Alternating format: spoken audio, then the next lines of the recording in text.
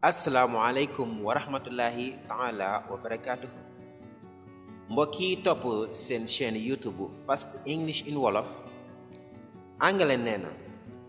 Prevention is better than cure.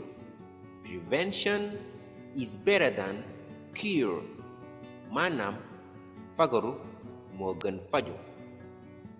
Kon mën nañ ci déggé né dañoo wara jël suñu matuwaay si lépp loo xam ne daf ñuy lor balaa mu ñuy dal kon dañuy jaaree si di rek di leen fàttali tegtal yi ñu docteur yi jox ngir aar suñu bopp ci jàngoro ji xew di si mel ni wàññi saafonte yi ak di raxas suñuy loxo wala yeneen yu mel ni moom.